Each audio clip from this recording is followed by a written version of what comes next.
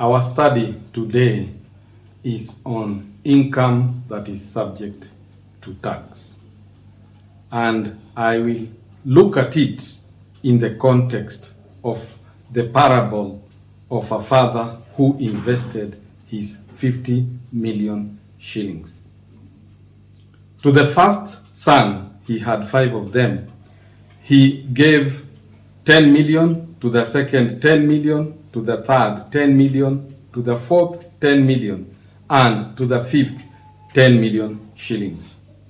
Now the first son is a lover of beauty and therefore invested his money in a beauty parlor for barber and salon services. The second son is a lover of adventure.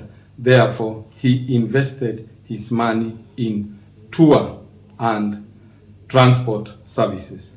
The third one is risk averse. He invested his money in shares.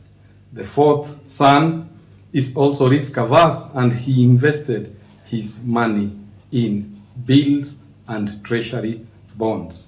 The fifth son invested his money in property. He loves a little risk. Now, let us look at the return for each son. The one of salon had a return of 12% or 1,200,000 shillings. The second one in transport had also a return of 15%, which is 1,500,000. The third one got a return for shares in the form of dividends at the rate of 9% or 900,000 shillings. The fourth one, who invested in bonds and bills, got a return of 11%, which is 1,100,000 shillings. And the fifth one got a return of 10% in the form of rent, which is 1 million Kenya shillings.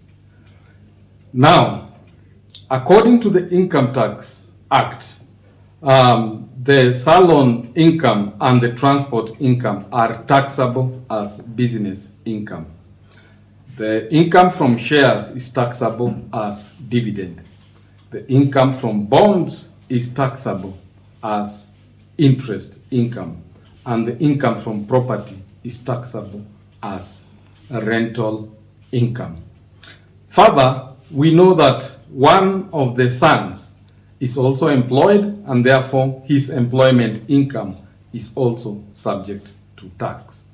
And the other one who invested in bonds also has income from pension, and that is taxable as pension income.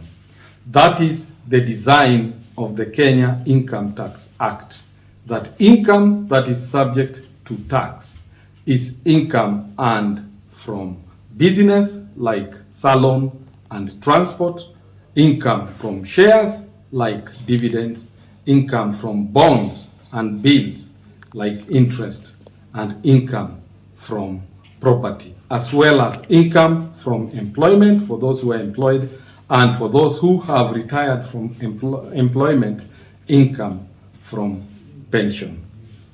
Thank you. This is Moses Maina from Arrowhead Consultants. We are providers of executive, trade, and tax solutions. Let us meet in the next